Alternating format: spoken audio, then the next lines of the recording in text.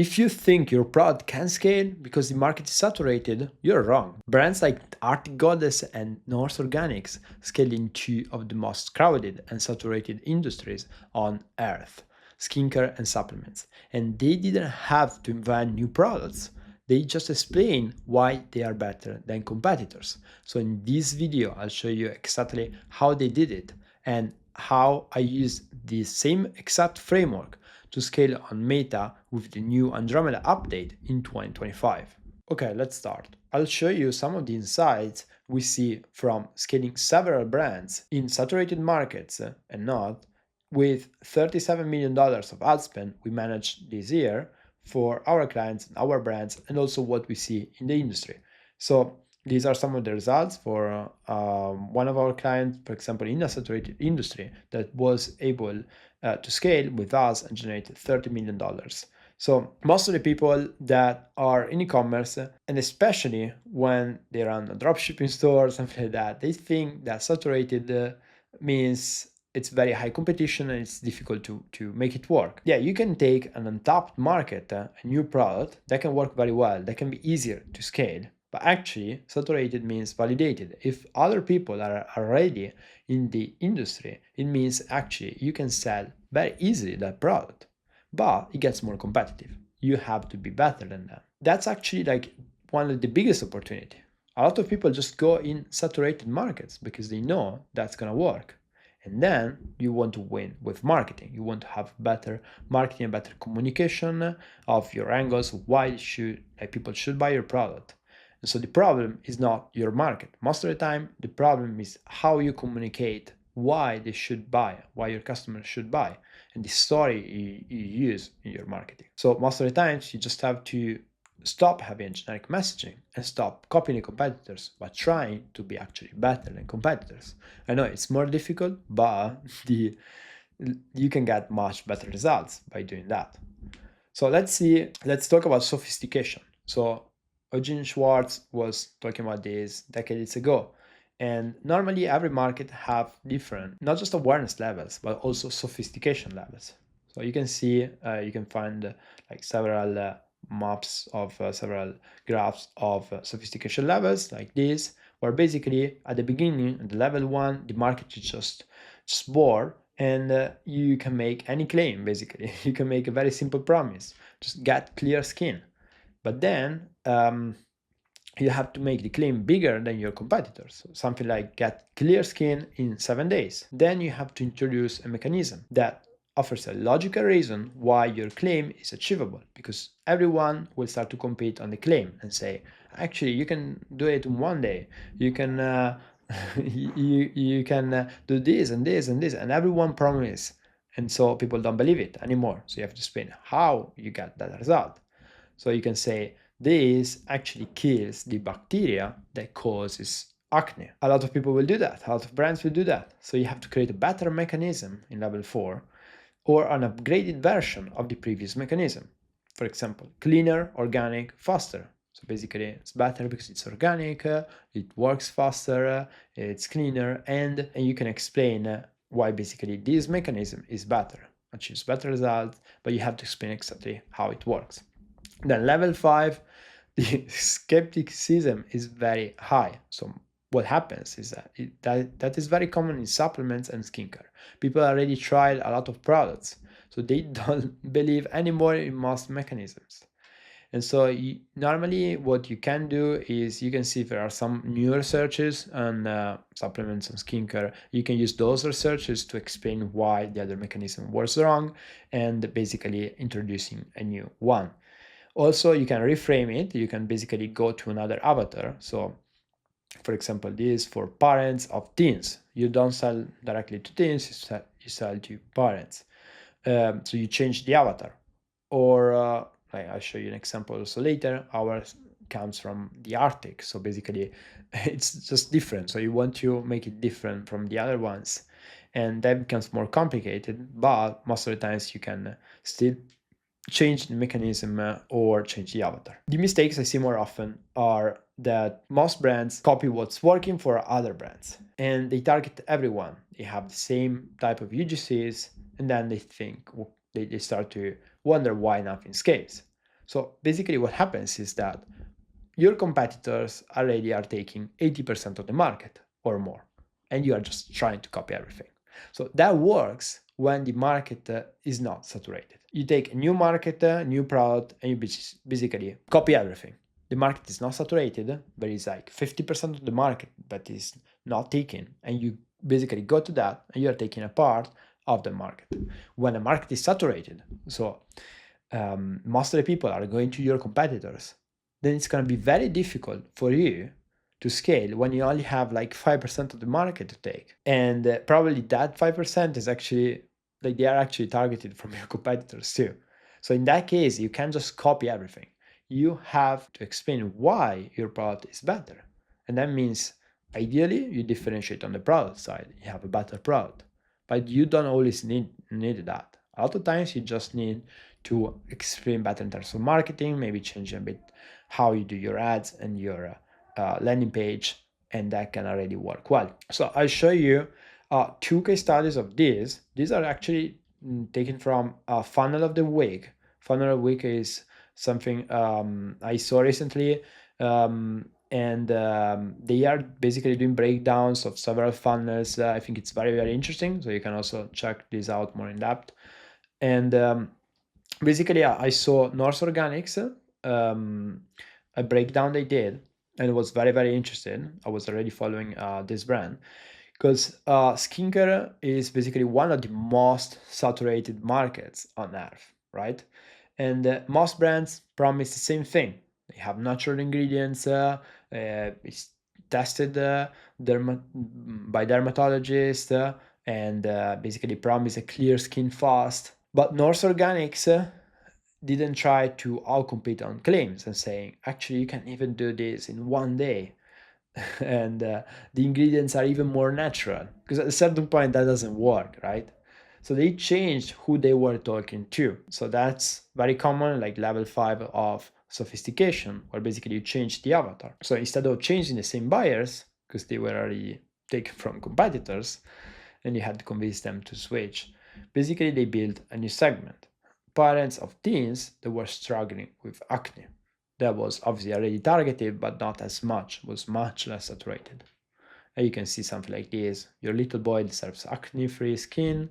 Nothing is more beautiful than moms looking after their child. And also you can see that their funnel doesn't push products, it tells stories. So basically you can see that they use a lot of advertorials too. In this case, yeah, this looks like a landing page, but then it continues more like an advertorial. They also use more classic advertorials. And advertorials work very well in saturated markets because they allow you to explain better why your product is better, and you just have more, basically more time to sell to your audience. You can do that with pre-sale pages like advertorials, landing pages, sales pages, listicles. You can also do it with longer ads. So you can do ads that are 1 minute or even more, and sometimes it can be even 3-4 minutes, and they can allow you to sell more, and then you can even send directly to the product page. But you definitely want to have more time to explain why your product is better. They use a lot of emotional opening, something like my son refused to take photos. And they use a lot of before after transformations, quotes from dermatologists, reviews with photos from the customers. And basically the funnel builds trust and sell. So you can see that they use a lot of they try to build trust by using a lot of reviews, and it's very, like, they position it very well, and they use this to create a lot of trust. You can see something like this in the landing page they use. And then after doing this, actually it's not just this, it's like this continues for a lot of scrolls basically. And then they start to basically sell the product after all this proof, and they explain the science part, they clinically document the results, and they talk about the ingredients, and then they also add the guarantee with the founder there that creates more trust basically. So basically Norse Organics with this expanded the market and their TAM without a new product, and they use a lot of emotional storytelling, a lot of trust in their advertorial, and, um, and and basically they decided to focus on this new avatar. You can see that all the reviews are basically from moms, and from moms that talk about how everything changed um, for their son and daughter, especially for son. And they use this funnel where they send from an ad to an advertorial, or a mix between the homepage advertorial, basically. Then they send to the product page, and then they try to upsell you. Another interesting brand, I took the breakdown too from funnels of the week, because they did a very good one. And this is also another brand that was already following and has a lot of interesting ads. And you can see basically what they did is they marketed to the same category, but with a new mechanism. You can see that the organ supplement market is already very competitive. And if every brand says the same thing, they're grass-fed, regenerative, ancestral, and it's very difficult to stand out. So basically, instead of competing on better beef organs, they created a new subcategory. So reindeer organs, Arctic sources, and targeted to women's hormonal balance. So basically, they didn't say, okay, the beef organs don't work and this works. They validated it. They said they are 2 times more powerful than ordinary beef organs. And they also reframed the why. Basically said that these harsh Arctic winters basically created a higher nutrient density. And you can see here they say trusted by Viking women for thousands of years. So it's just like a different positioning. And obviously, like it's a bit longer to explain it, but it makes sense for the audience. It's logical, and also the emotional part is very strong, and it's a new positioning. And so they moved from better beef organs to basically these come from a different source, and so they have a different benefit. Because basically at this point of sophistication, you can't really make your mechanism stronger, so you have to make it more specific. So they said it comes from this source, and so you have different benefits, and that's why it's better, especially for women. Because basically they're saying everyone else is taking the beef organs that they use for men and giving them to women. But actually, when you give these beef organs to women, you should they don't work as well. So if you take these ones from a different source, then you can see much more benefits in women. And they also saw that a lot of brands talk about ancestral warrior archetypes. They're more focused on men, and so they have a very feminine design. So that allows them to take an audience that is less saturated, but even the women audience is saturated, and that's why they had to reposition their mechanism and explain why the source they got their ingredients from is more powerful. So in a saturated market, as you can see from these two brands, you have two main levers. One is the avatar, who this product is for, and the other is the mechanism, how this works. And you can see a Norse Organic basically is targeting a new avatar, but with the same mechanism. And Arctic Goddess is actually targeting a new avatar with a new mechanism. And obviously there are other people that are targeting that avatar, so it's not completely new, but they still took an avatar was a bit less saturated, and especially a new mechanism, an improved mechanism. And most brands, especially when they are new in the market, they don't change anything. So they just hope that by doing an ad slightly better or a landing page slightly better, they can get the market. Most of the times you have to reposition a little bit your product to make sure you can get that audience and take market from your competitors. Another thing we see working very well is, as mentioned before, is longer funnels or longer ads too. You can have ads that are even like more than 1 minute, but even like 3 minutes or more, for example. Or you can just have that like 1 minute ad and an advertorial. You want to add a lot of proof, a lot of social proof, reviews, just to make people understand that this actually works. And yeah, you can see Norse Organics did very well, also Arctic Goddess, and just adding a lot of proof is something that helps a lot. And also you won't have, like, most of the times, a longer funnel. So you can apply this by basically asking yourself 3 questions, and one is the avatar. So who else could this product help that no one is targeting? And actually, it's not that no one is targeting. The main thing is no one is scaling, or no one is scaling at the same level. So basically, it doesn't matter if someone already tries it, but you don't want to just compete on them when they already scaled it a lot. And the other way is, what's a believable new way to describe how it works? So basically, you can take what others say and what people are not happy with, or maybe they don't like how, like, they don't really believe the mechanism, how they explain the product works. And you can take that to reframe it and actually have either a better mechanism or just a different mechanism. Then you can also think about which creative formats or funnels you didn't test yet, and see if there are new creative formats, or like advertorials or landing page or something that you can use to make sure you can basically communicate better your product, and just get to a bigger audience, and get some market from the competitors in this saturated market. And most of the times you don't need a new product. If you are in a saturated market, you can take that market.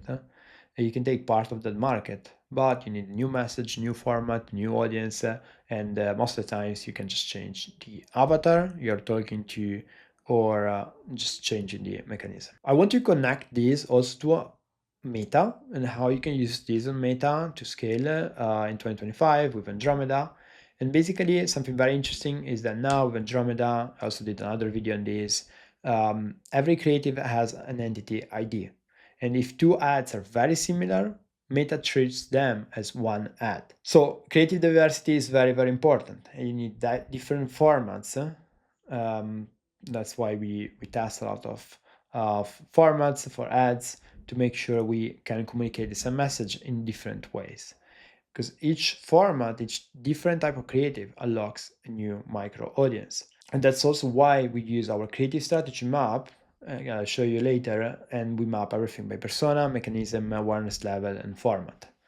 So when you test 20 ads, Andromeda actually sees 20 ads and not just 1 ad. And when you're in a saturated market, that's actually one of the first thing you can try. You can try also to use different formats, different funnels, and that will help you.